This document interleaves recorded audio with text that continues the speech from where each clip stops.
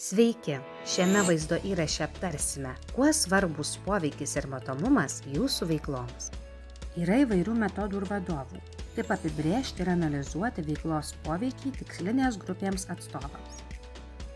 Loginio modelio rengimo vadovas gali padėti pasirinkti tam tikrus rodiklius pažangai stebėti. Pavyzdžiui, jei norite įvertinti poveikį bendruomeniai, galite naudoti kiekybinius rodiklius. Pavyzdžiui, panašių iniciatyvų, kurias parengė kitos ekologiškos organizacijos skaičių arba naujų internetinių ekologiškų bendruomenių skaičių. Kokybiniai rodikliai apima asmens motyvacijos ir atsakomybės jausmo lygį, įsitraukimo ir arba susikaupimo lygį, bei sąmoningumą kalbant apie sveikatą ir aplinkosaugą, prieš veiklą ir po jos. Projektą galite analizuoti taip: sąnaudos, veiksmai, rezultatai ir poveikis. Atsižvelgdami į savo projektą ir tikslinę grupę, poveikį galite įvertinti tiesiog atsakydami į šiuos klausimus. Sąnaudos. Kokių išteklių jums reikia? Veiksmai. Ką dėl to darysite? Rezultatai. Kaip pagerinsite tikslinės grupės padėtį? Poveikis. Ką norite pakeisti socialiniu lygmeniu.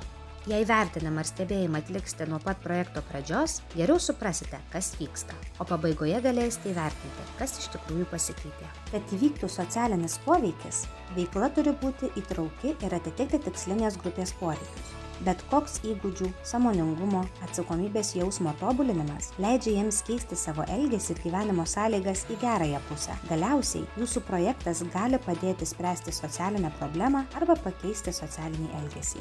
Tikslinės grupės interviu ar kiti ilgalaikiai tyrimai gali būti naudingos priemonės jūsų projekto daromam poveikiui įvertinti. Norint veiksmingai informuoti apie jaunimo veiklą, svarbu žinoti pagrindinius komunikacijos principus. Taip pat savo veiklą padaryti matomą ir prieinamą. Pirmiausia, turėtumėte sukurti komunikacijos planą. Keletas reklamos būdų, kuriuos galite naudoti, norint pasiekti didesnę auditoriją. Sukurkite unikalų vizualinį identitetą. Dažnai ir nuosekliai skelbkite informaciją socialinėse medijose. Dalyvaukite internetinių bendruomenių veikloje. Sukurkite savo projekto internetinį puslapį. Padidinkite savo matomumą socialinėse medijose, naudodamiesi Google reklamomis. Siųskite asmeninius elektroninius laiškus ir naujienlaiškius.